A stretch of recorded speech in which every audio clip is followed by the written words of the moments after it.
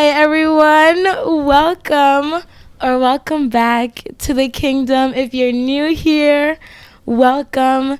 It's a beautiful Saturday. It's freezing, and I'm with Elizabeth of Absence of Proof here with me, live and colored. Yes, I'm so excited to be here. How are you, Elizabeth? I'm doing well. I am so excited to be here. I feel like it's a long time coming. Oh, very long We time. literally first connected. Was it my first event? Your very first event. Yeah, and you were so sick. You guys were like decked out. I was like, I need to be friends with these girls simply for their fit. Like, no, seriously, no. When I walked in, well, first of all, I vividly remember breaking like a glass, and then really? you came over and like picked it up, and I felt so bad, and I was like, wait, she's so nice because like you're running the whole event, but for some, I don't know how you heard that the glass is broken because you were all the way like, we were outside and you were by the door.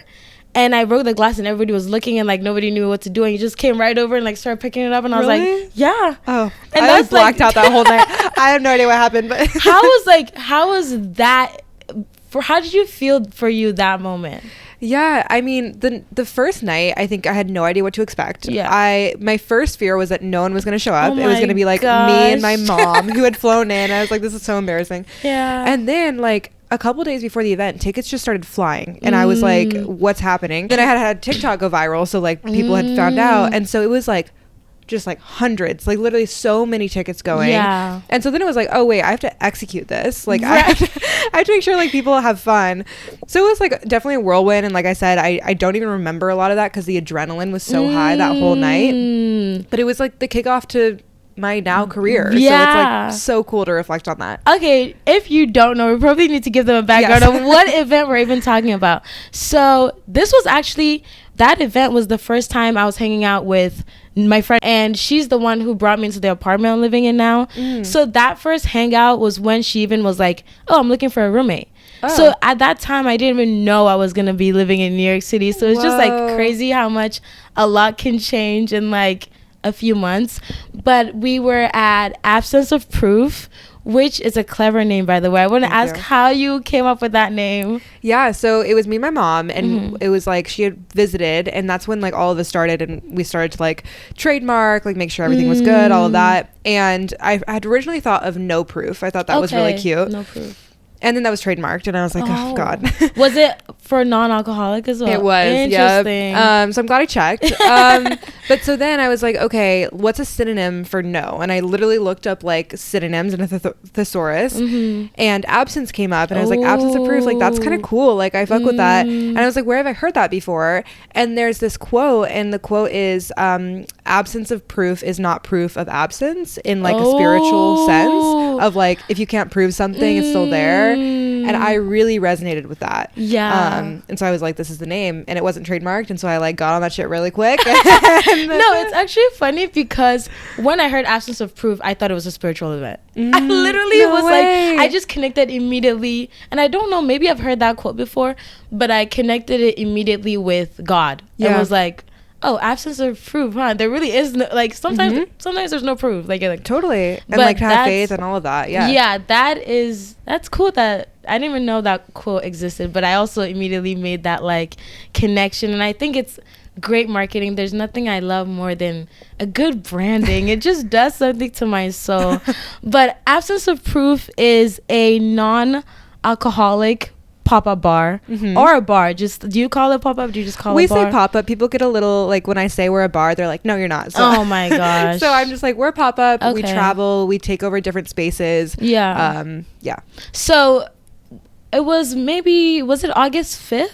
That was the watch party. Okay, good memory. Yeah, wow. Yeah, so August 5th, my friend invited me to an event called Absence of Proof, and she was like, oh, it's they're going to be serving, like, it's no alcohol, and it's just kind of like a bar that serves no alcohol, and I was like, okay, great. I am down for it, and I went. It was amazing. You looked really good. I feel like you're wearing like this little like funky fluffy dress. Oh yeah, something like that. We got some feathers on it. Oh yes, exactly. And the setup was amazing. I've been to Coburg before, I think, and the drinks were really good. Like not what I was expecting at all, from the curation of it itself to like the menu, and everyone there it felt really like togetherness. Like there was a community there, and I was like, I need to go back. And I literally haven't been back ever since, because life is crazy, but your life has also gone crazy since then. So Elizabeth just quit her job, and I saw that and I was like, okay, there's no way she just started this in September and now it's like all the raves. So I was like, I need to get you on the podcast and pick your brains about how you did all of that. Of course. So the first thing we're gonna do is I do this little segment called what I'm welcoming into the kingdom and what I'm exiling every week. I love this. Yes. Okay. So you're gonna give me like 3 things that you're kind of entering either this week or recently that you're just like entering into your life, and then 3 things that you're getting rid of. I love that. Okay, the first thing that comes to mind is financial abundance. I think that when you're starting a company, it costs a lot of money. Yes. And you kind of have to like have this leap of faith of like, okay, I'm putting a lot of money into this. Hope the money comes back at some point. And so that's something that we are now at a point where we have been profitable since the beginning, but we're now at a point where I can kind of sustain my own life, which is great. But I don't want to stop there. It's like, I want to make bank, and so I really want to be intentional about like doing things that make good money and not being ashamed of that. I think, I don't know if this has been your experience, but I think a lot of women feel kind of ashamed to be like, no, I want my bag. Like I want to get paid, and like that's okay. So that's one thing that I'm working on, like standing in my own power and knowing that like I deserve to get paid. This is a real business. All of those things. I think the second thing would probably just be like maybe like pride or like self pride. I think that a lot of times we're so focused on the next goal that is in front of us that we don't take a second to like sit in what we've already accomplished. And like I'll talk to friends and they're like, this is so cool what you've built, and I'm like, well, look at what I haven't built yet. And it's like this scarcity mindset. So like sitting in that. I think the third thing is just like taking care of myself more. Like I used to be really adamant about like going to yoga and journaling and meditating and like all of these things that are really good for you. And since I started absence, I've just kind of fallen off the wagon. So life gets busy. I think those are my 3. Those are good 3 Thank things. you. I'm like, bring it on. Like, let's get it in here. I like that. And then exiling this apartment. I'm like, bye. I like feel so bad having you over in this state. But I think just like getting rid of self-doubt. Caring about haters. I think internet, I don't know if you're also on social media, so I don't know if you get this, but like people can be wild on the internet. And like it used to really affect me, and I'm kind of just like, you know what, I'm not giving any of my energy to this anymore. So that's out. Good. Self-doubt, haters. Bye haters. You're exiled. What else am I exiling? Limiting beliefs, I guess. Good. What does that mean to you? I think limiting beliefs are just like when you think you have a dream and then you're like, but I could never do that. Or like, I want XYZ, but like, this is the reason why I can't have it. And what's crazy about those beliefs is like, they're not based in fact at all. Oh, true. Like you and I, like we could both accomplish like literally anything, but if you tell yourself you can't, then like you're the only one that's gonna believe that, I guess.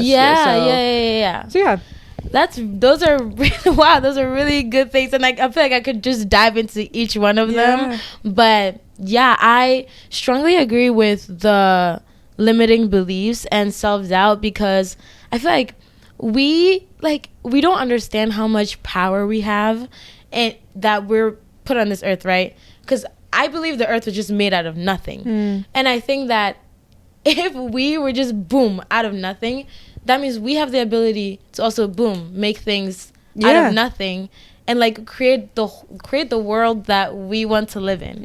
And it's evident in all that you're doing, because this just started from an idea.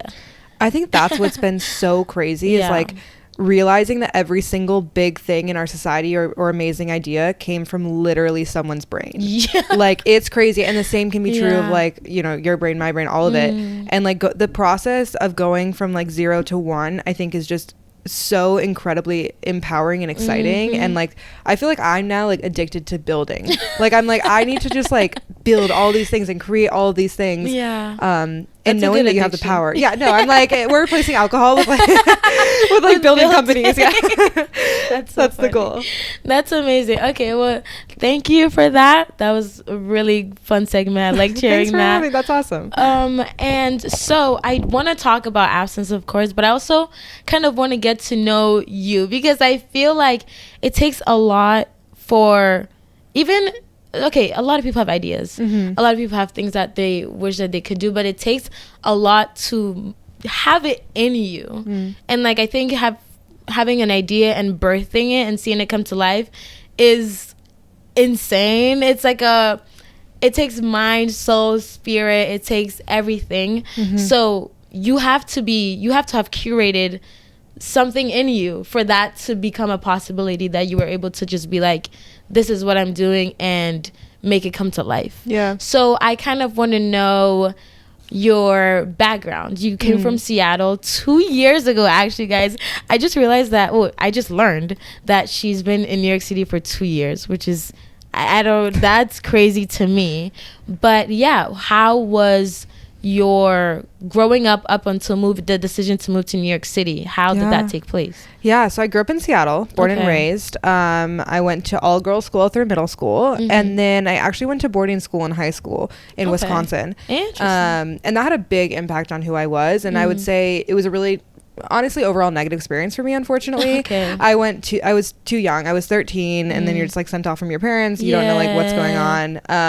It's like the first boy interactions you're having. It was just not good, and I started to develop a lot of trigger warning for anyone listening, but like a lot of self-harm, a lot of eating disorder stuff, just not good, and really kind of started to spiral. And as a result, my grades started to really go down, and that got the attention of my parents, because they were like, they weren't there, and so they were like, wait, what's going on? Like, you've never had poor grades.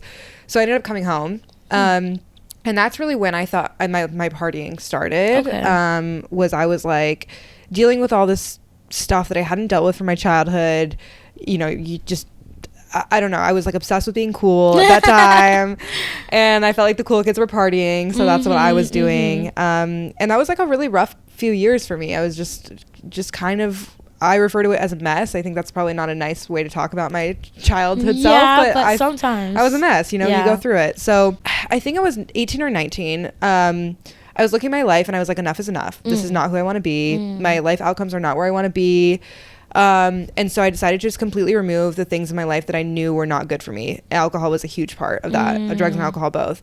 So I went completely sober for a year just to see what happened. And then when I stopped, or after that year, I was like, wait, my life completely transformed for the better by just removing alcohol. Like, what a crazy thing. And so then I continued to be completely sober for 2 more years after that. And in those 3 years, like, I got at the time was my dream job, you know, had really healthy relationships finally in my life. Like, it was just all good. And then I was like, okay, I'm in my early 20s. Can I moderate? Like, I haven't drank for 3 years. I've done all this cool stuff. Can I reintroduce alcohol in a healthy way? And actually the answer was yes. You know, I didn't like destroy my life. I wasn't behaving in destructive ways, but I also felt like it wasn't additive. And I got to a place about a year ago where I was like, okay, if I want to actually do all this stuff that I talk about, like you said, people have a lot of ideas. I think the execution is the hard part. And so, like, I was like, if I want to execute, I need everything to be on my side, including my mental and physical health. And alcohol does not have a place in the mental and physical health to like actually help me start a business or do these things I want to do. So then I was like, it's got to go. And here we are. Here you are. Well, is the dream job that you're talking about, is that what made you move to New York City, or what made you move to New York City? So New York was always like a bucket list thing. Like, grew up watching like Project Runway. Like, I was like, I'm called. Like, I needed to come here. I came here for the first time when I was 13, and I was like, the lights, and I was like, I'm gonna live in Times Square. Like, the whole thing. You mean you live in the coolest part? I think I'm so lucky, but yeah, so I was like, I need to be there. And I worked at Amazon, and I started at Amazon in Seattle, because that's where I'm from, and then Amazon is headquartered there. And then I told my boss, I was like, I got to be in New York. And shout out Amazon. They were like, all right, go. And they supported the move, paid for the move. Good. And I think it's impressive that at 18 or 19, you're like, let me not drink alcohol for a year. Because a lot of people don't make that decision till their late 20s, 30s and it's too late, Yeah. where they've had like all the drinking, partying, and negative effects of alcohol till like something literally has to pull them. Yeah. But you making that decision at such a young age, I feel like also because I started drinking at 18. So you know what I mean? Like that's when it's really like heavy amongst your friends. How did your like relationships change? Yeah, it was tough. With that decision, It was definitely tough. I think one thing that I think what made that decision easier was like I felt like I was over it. Like I'd already done the party thing. So like as people were starting, I was like, I just can't do this anymore. Like it's sad to say because it started so young, but yeah, my relationships absolutely changed, and I think that was really hard. It was realizing that, you know, some of these friendships are surface level, some of these friendships are party friendships, and when the alcohol and the lifestyle is not aligned, they're no longer your friend. And so that was hard, but at the same time, it really showed me who my real people are. Yes. And I mean, the people that I was friends with through that time are still my friends, and I think always will be. Yeah. And I think the really special friendships are the ones that we partied together, they were friends with me when I was sober, and then we're still friends now. And so it's like, that's how you know people really care about you as your core, is like besides all the other stuff. Yeah. So while it did change, I think that I'm also very grateful because it showed me who my my people are, you know, like kind of eye-opening in a way to just took the facade off of like every relationship that you had and just kind of like reevaluating all of them. And I think what I like about this whole sober movement is that everyone has different reasons. Like this podcast is heavily faith-based, so a lot of people listening probably don't drink, but because of God and the Bible. But then you go to an event like Absence, and it's like people all have their different reasons, but they're all together for one cause. I think that's so special. I love like reading the comments because it's obviously like TikTok algorithm is wild, and so it's like the comments are all people that don't drink, but for so many different reasons, and for different religions, which I think is really beautiful too. Like different people coming together and being like, no, like we don't need to do this, and like I can be respectful of why you don't, and you can be respectful of why I don't, and it's all good. And I think that with absence events too, there's this understanding of like we don't have to ask why. No, like it's a shared common like we just don't want to drink tonight, and that can be the end of this. That's story. True, and I like they said tonight, because it could literally just be just this one night as well. Totally, it doesn't have to be like a lifestyle for other people, and that's cool. I think that the way I think this is why you've done so well is because when you are building a product, whether it's digital or physical or anything, people need something to connect with. Something about it needs to be connected, because if you don't have something outside of the product that brings you in, then why are you drawn to it? So I think that emotional connection, whether it's emotional, spiritual, whatever, is really good, and people struggle with that. People always have something they want to make, but like what's the draw? And the best thing is when you're being authentic, because then you don't have to fake the emotion. You're doing this because that's how you live. So you're just drawing it from yourself, and people can see that. I want to ask, you said that your life got better when you stopped drinking.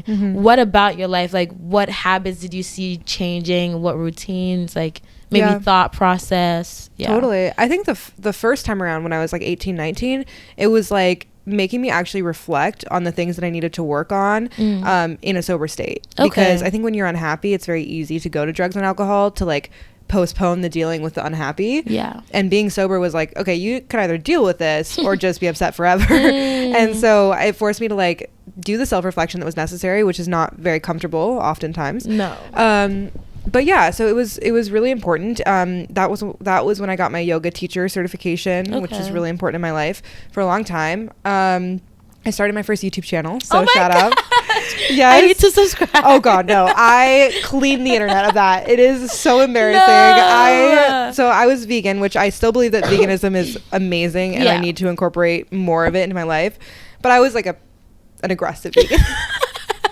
It's like cancelable. Like I literally, it was like, if you eat meat, like blah blah blah, like it was bad. And I see. It's funny because that was a learning experience of like, I didn't make one person go vegan by that approach. And so the same thing is true of sobriety. It's like, I don't want to tell anyone how to live their life. Yes. I want to lead by example, so that like maybe there's a 13-year-old out there that's like, oh wait, like these really cool people in their 20s don't drink. Like maybe I don't have to. And I think that's now the approach that I take, rather than being like drugs are bad. Like I just don't think it's effective. I relate to that in some way, especially when it comes to Christianity and stuff like that. Is like I lived a majority of my, I didn't really get into Christianity until like maybe a year or two ago.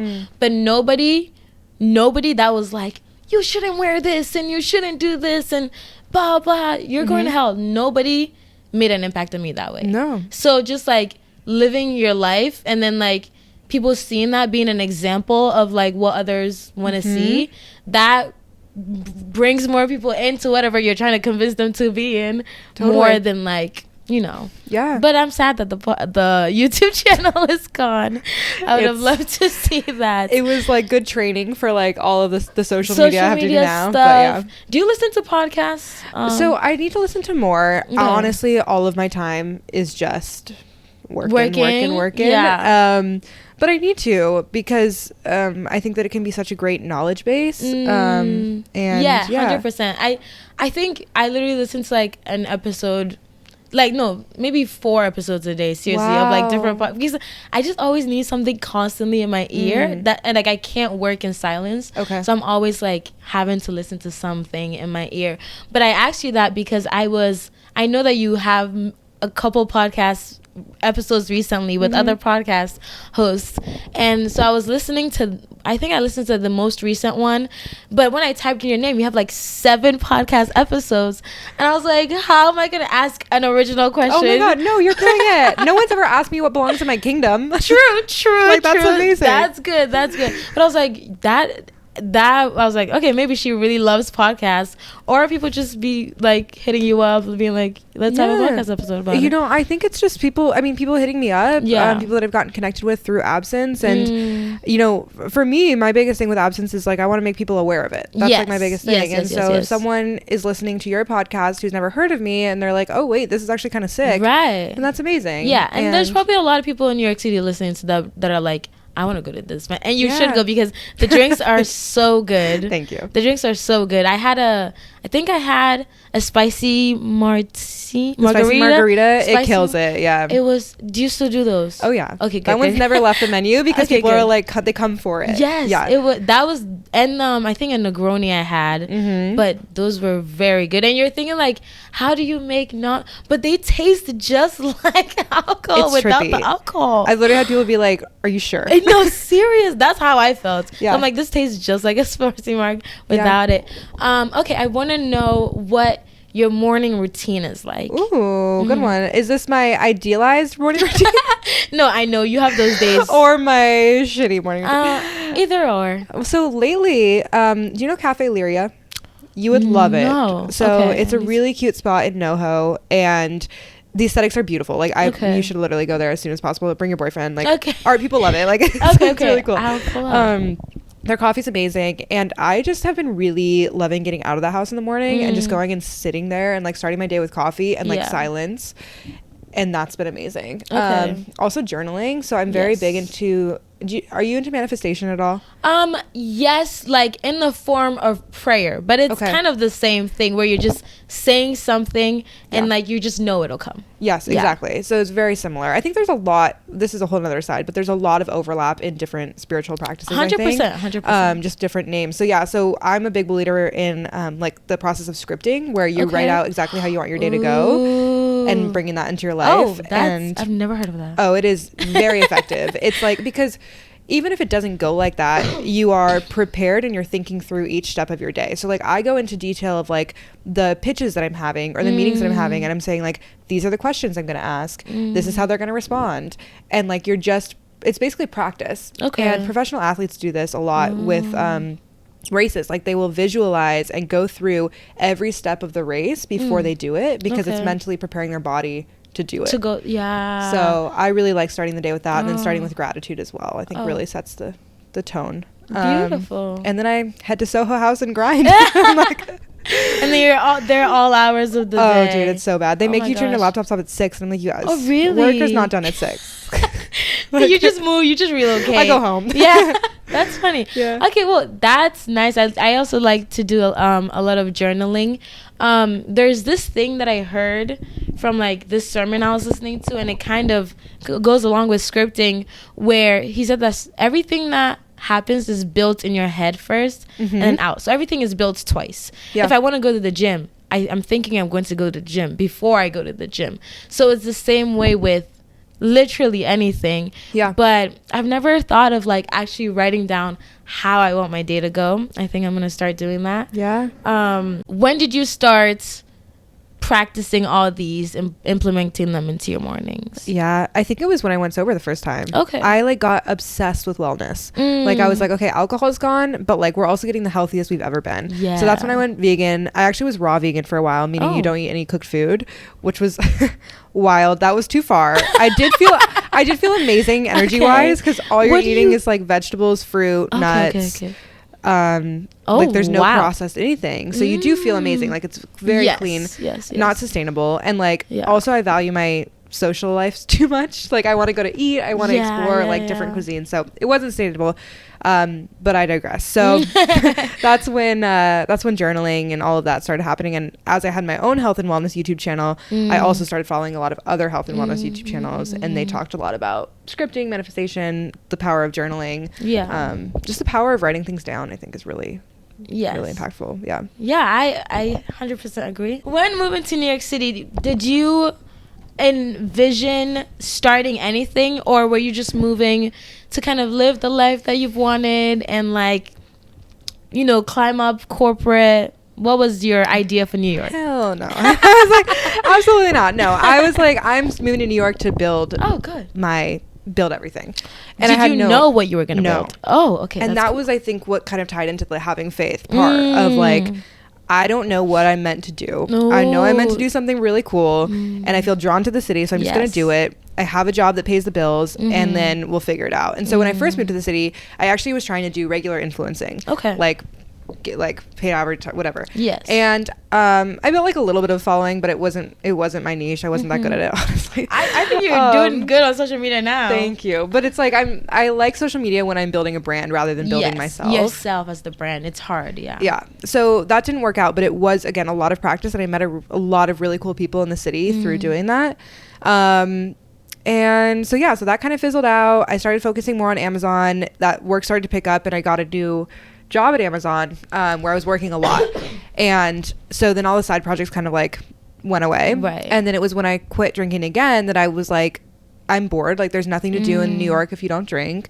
Everything revolves around alcohol, even your like daytime activities. Yes. So I was like, I'm going to throw parties and see what people show up. And I think it was after that first event where I was like, this is my thing. Like this is what I'm going to quit my job doing. Wow. And I decided, and I was like, there's no ifs, ands, or like this is what I'm gonna do, and I'm gonna build this company, and it's gonna be sick. What did you do at Amazon? I was in advertising sales, so marketing. Okay, nice. Is that what you went to college for? I was a sociology major. Oh, interesting. Yes. Big pivot. Yes. I feel like soc is good for anyone who's like in college and like doesn't know what to major in. Major in sociology, because it's like you can apply it to anything. Like your ability to understand other humans can be applied to anything you do. Right. So the first party you're saying, was that August 5th, or was there a first? That was the very first one. You hadn't thrown any. We did a friends and family tasting at my boyfriend's apartment, which was like just close friends. I put together like this feedback sheet on all the drinks, and most of it was horrible. Like my friends were like, dude, you can't serve this to the public. Like, we love you, but like, please change this. And then my friend Garrett, he owns a brand called Goldie's, and he invited me to make mocktails out of his product at his launch party. Okay. So that was kind of sick too, just to like test the waters. And then August 5th, and the rest is history. That's wild. How did you like the making of the drinks? Because that's one thing I'm very curious about. Where do you even start in making mocktails? How did you learn the craft of it? And like you said, the first ones you didn't get good feedback. How do you perfect it? How do you know what brands to use in the mocktails? Like, how was that process? It was hard at first. I literally was me in my apartment, like making drinks. Like I do no bartending history. I mean, I when I used to drink, I would like to make cocktails for my friends at like my house. They were not good. And I think too, like I have, not that I didn't have respect for this before, but I didn't really appreciate the artistry that goes into cocktails. Okay. And so now when everyone is like, oh, it's $20 for a cocktail in New York, I'm like, yeah, because that's an artist. Like that's someone, mixology is a real skill. Yeah. And so it was a lot of trial and error. And it was a lot of like leaning on the brands and bartenders. So my first event was at Cobert Coffee. They're the most incredible team I've ever worked with. They are so supportive. I mean, they helped with things that were way out of their scope. They helped me with recipe development, promotion, like overall advice. Like I'm just so grateful. Yeah. And so that's how the recipe started. From there, I worked with a lot of the brands who sponsor my events on like how they think their product is best showcased. Because it's really important for me to like have your first experience with non-alcoholic products be a positive one. Yes.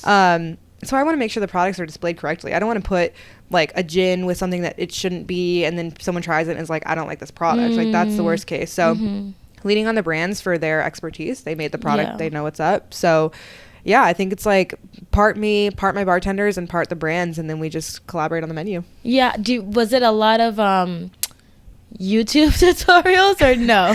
Honestly, I have a lot of mocktail cookbooks, which I think are really cute. Yeah. So were you making them personally first? Is that why? I see. Yes, and I just want to.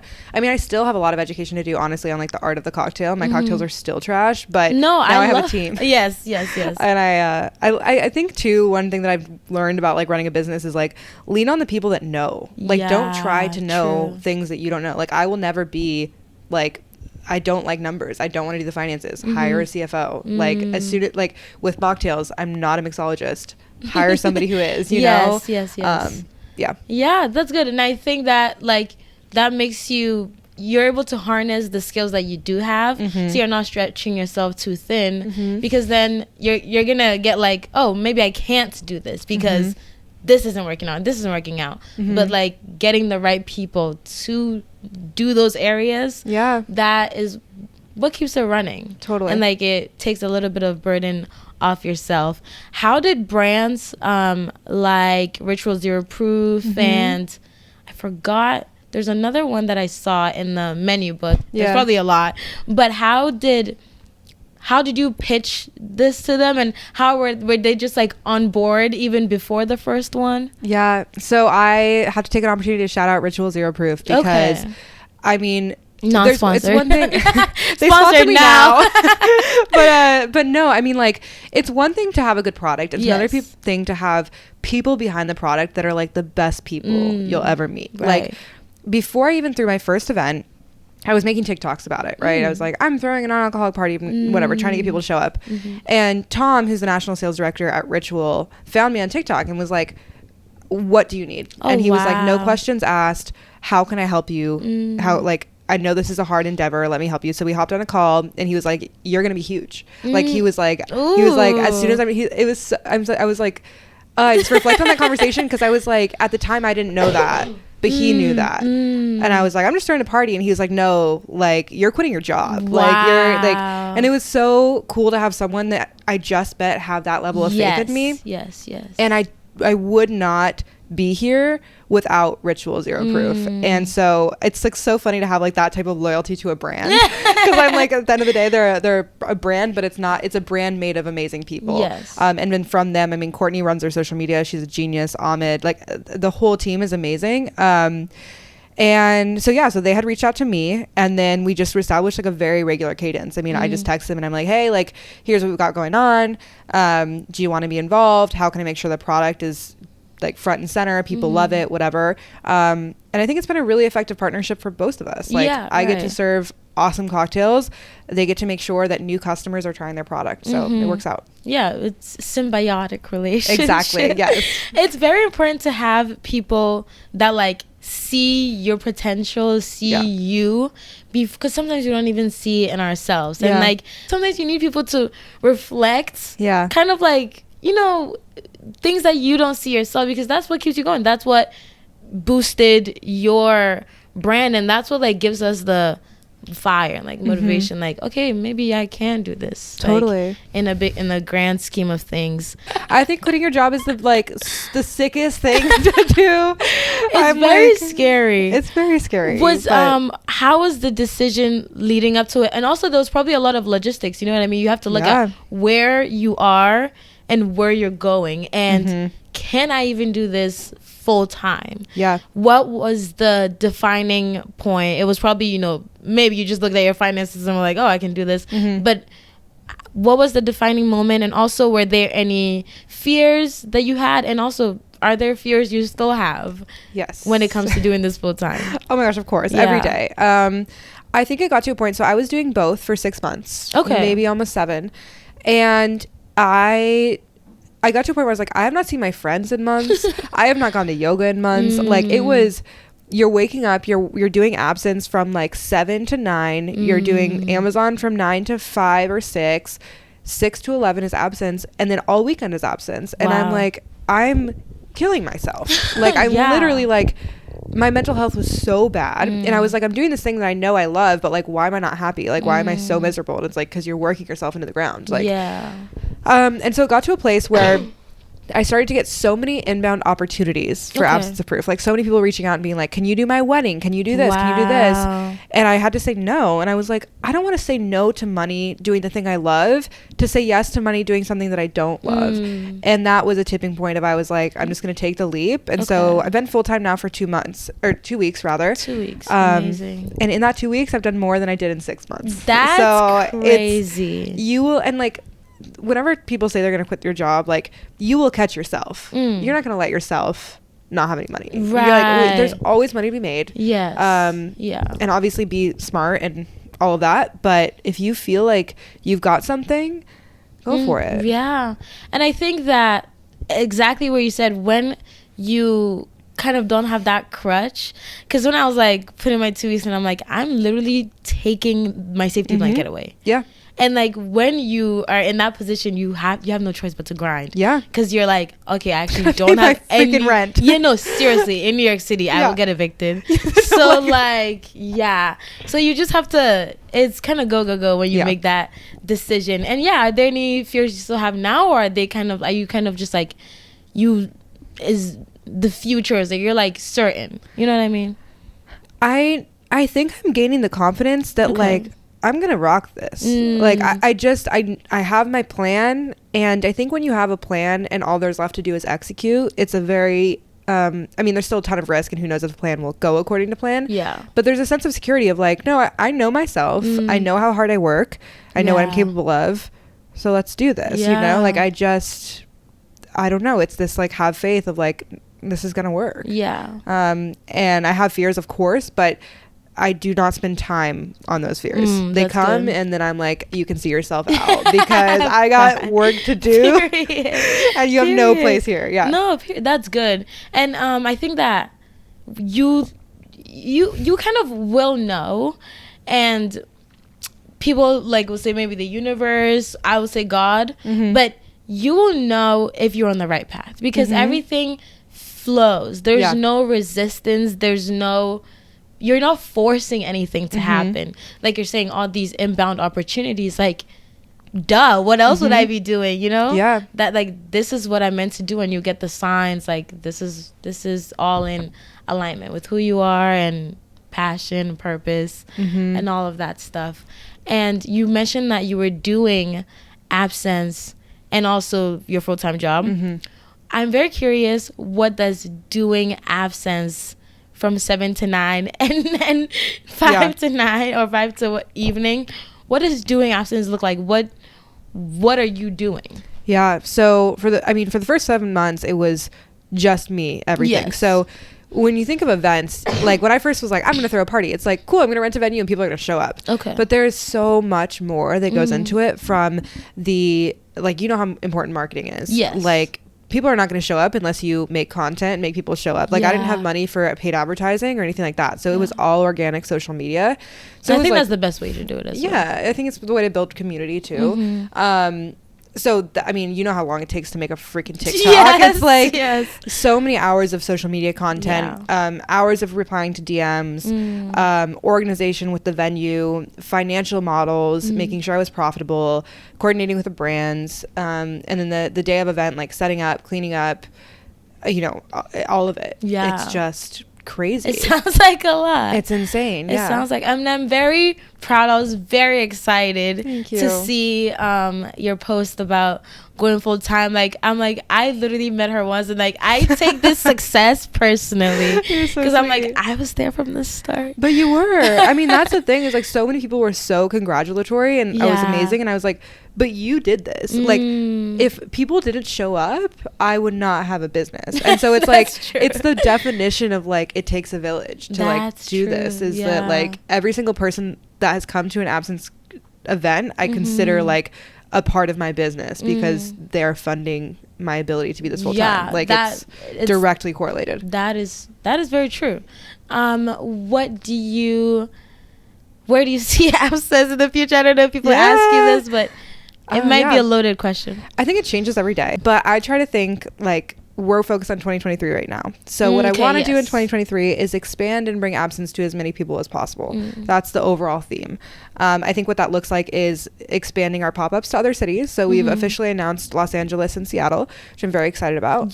Several more are soon to come. That's so amazing. follow along for that. But the other part of that is our e-commerce platform. So my background is Amazon, so I like to think I have an understanding of e-com.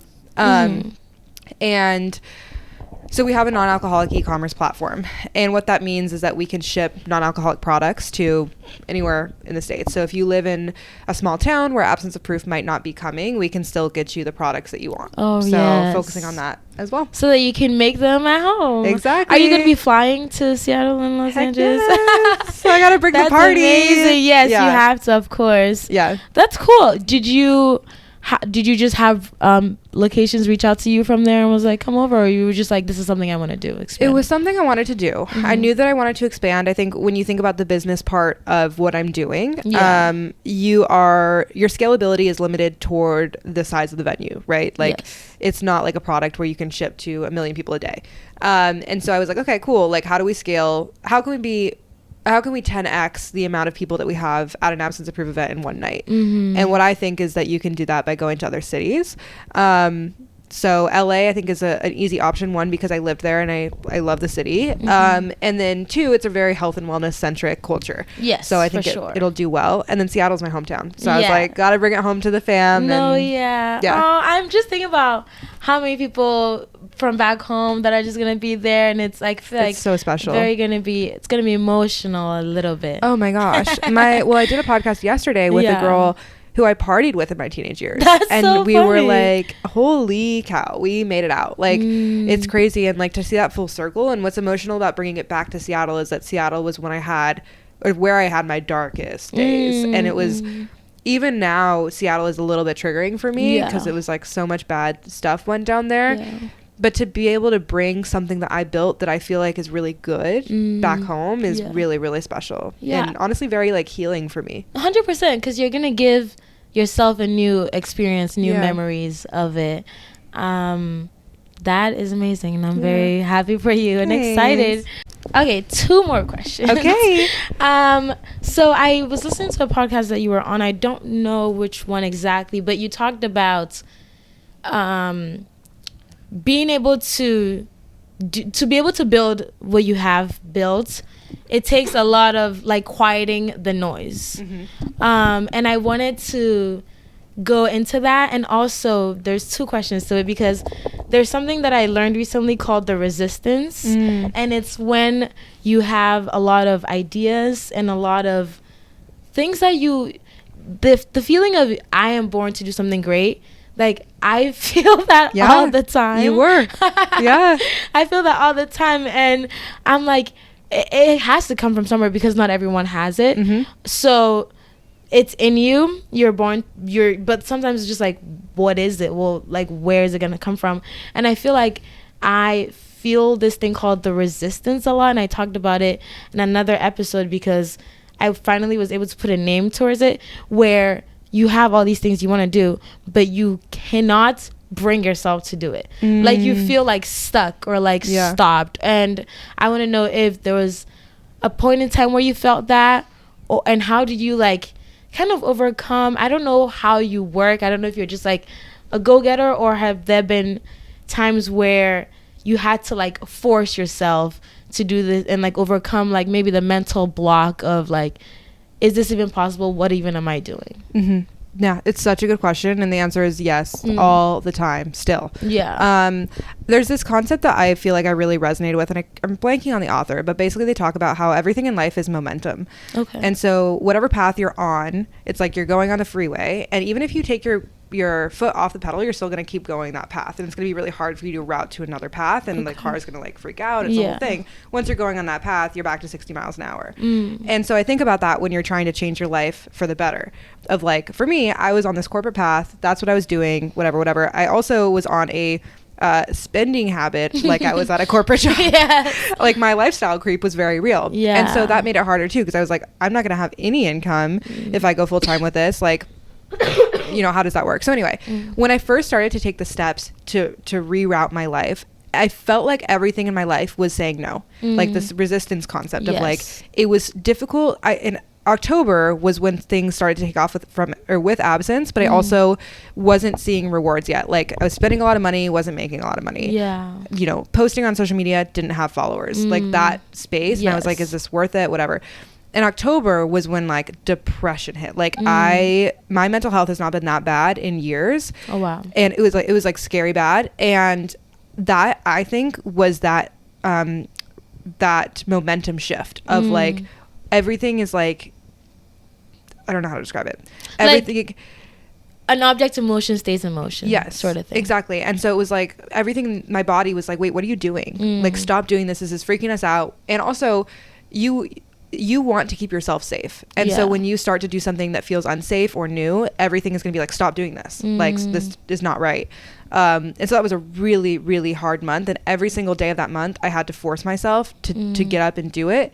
And so many times throughout that month, I was like, I'm quitting. This is not it. I'm quitting. Like every single day. And I think what saved me is I'd already signed the lease for every Friday in October. And I was like, I'm not losing thousands on this month. Like we're doing this.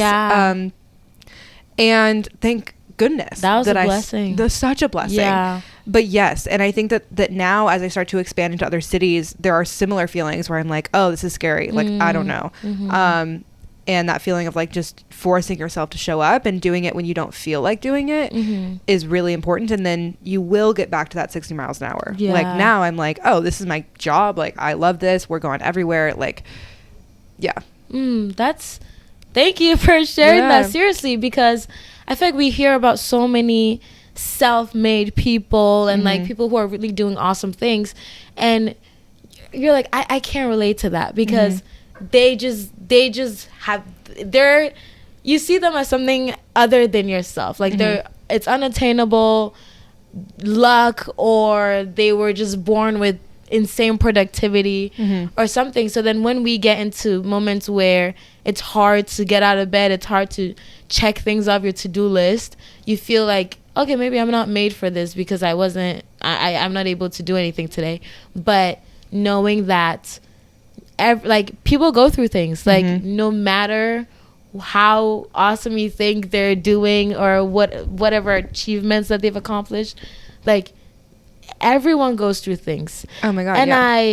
And my boyfriend said something last week that I'm remembering now, where he was like, it's funny how if you just are in a group of people and you say it's okay to let it out, everyone knows what you're talking about, because everyone has something that they want to let out, or like there's something inside that, whether it's crying or something. If you say to someone like, it's okay to let it out, then they relate, they connect it with something, because everyone is going through something. So you don't have to be like a special alien creature to achieve things. No, you just have to kind of get up and get going. You just have to do it. I think that's the biggest thing I've realized, is that like the difference between, I think, successful people and people that are, you know, have ideas but aren't doing it is just doing it. It's not doing it perfectly. It's not being born with any special strength. It's like they just take action every single day. Yeah. One of the practices that I'm trying to incorporate is I don't talk or I'm trying not to talk about what I'm going to do until it's done. Okay. And then, because you also give yourself this, at least I do, this false sense of accomplishment, where if I said to you, I'm writing a mocktail book, you'd be like, oh my God, that's great. Congratulations. So cool. And I'm like, yeah, that is pretty cool. Cool. I got the reward. Yeah. But I never actually did anything. That's true. And it's also, it's also like, I think that you should, I'm trying to keep things personal and private. And like, I want, when I do new stuff that people resonate with, I want them to be surprised and excited. And I don't want to have been like talking about it for 5 years. And they're like, yeah, we know. Like, you said you were Where is it? Exactly. Yeah. Interesting. Yeah, no, that makes a lot of sense. And I think one question that comes to mind is, how do you manage your time? Like, what is some, because I listen to a lot of like people who are entrepreneurs, and they're like, oh, I do time batching, or I do this and this. Like, what does that look like for you? I need to get better about it. Okay. That's the short answer. I do really like calendar blocking, having separate work times. But right now it's kind of like full send. Like, it's just, my life is just still one thing after the other. It's just like, we're going to get through today. We're going to get through this. And we are building a team, thank goodness, finally, who will be, we can delegate to, but right now I am doing mostly everything. Okay. So I'm excited for that not to be the case. No, that's good. And it'll be a relief. And back to what we were saying before, how did you, in the space that you were in October, complete switch of topics, but how did you get yourself out of that? Was it just showing up every time you had an event and then maybe slowly wore off? Or how did you get yourself out of that state, for anyone that's like in a funk right now? Yeah, it was hard. I think first thing is I'm just so grateful for my partner. Okay. I like didn't want to see anyone, and he would like literally show up and be like, we're gonna get up today, like we're gonna do this today, like checking in on like the most basic things. He would be like, did you eat? Like literally, I just felt so cared for, and I'm so grateful for him. And then the events, I was like, it was just kind of like a grin and bear it. Like, it was just, you just got to show up and you just got to do this. And I am grateful for having those events during that time, because it did force me to get out of the house. Yeah. And it also forced me to be like, this is bad. Like, you need to get your stuff together. So then that was when I got back into therapy. I started to take the steps that I knew would help me be better. Yes. And slowly I just, got to a point where I felt stable again. But, it's not a fun time, for sure. Not a good time. And if you're going through a funk, I'm so sorry. And I think that taking a second to pause, and I mean, for me, nothing is worth more than your mental health, because if your mental health isn't there, you can't do anything. Yes, 100%. So no amount of productivity or money is going to make up for lack of mental health. So that comes first. That's good. And I'm very happy that you are in this space right now, and you like are aligned with your purpose. Yes. You're like, I'm doing this. I'm like, keep going.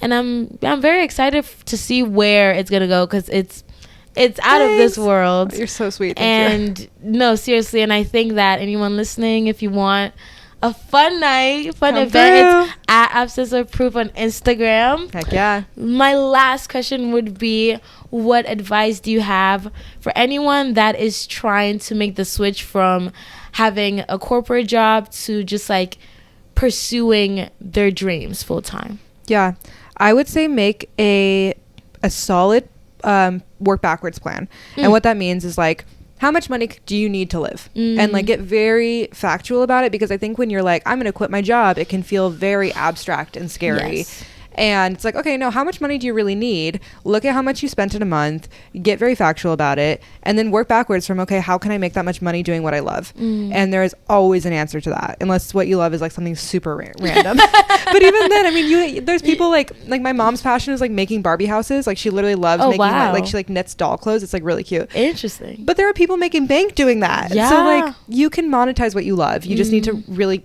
think about it.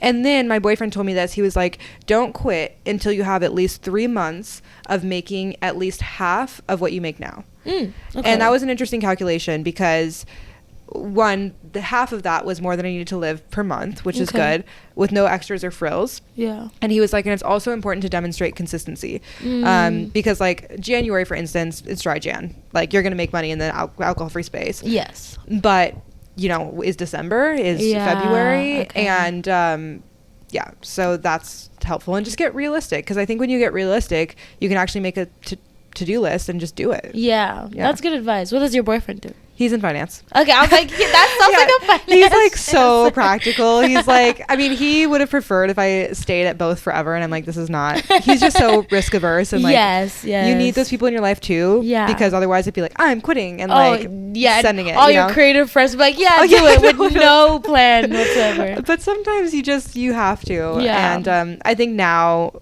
that I am full time and he kind of sees the back end and the finances, he's like, okay, cool, like you're okay. So, that's good. Yeah. Oh, amazing. Yeah. Well, thank you so much for being on Welcome to the Kingdom. It's been a dream and a long time coming, and I really love this conversation. Yes, me too. And just like getting to know everything behind the scenes, and I'm sure a lot of people listening took away really some good advice and inspiration, motivation out of this. So thank you so much for being on, and thank you for listening. Where can they find you?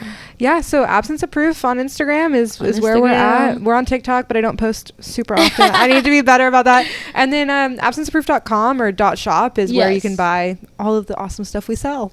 I know this is probably in the works, but you're coming out with merch. We have merch. Oh, you have merch. It's on the site. Perfect. Perfect.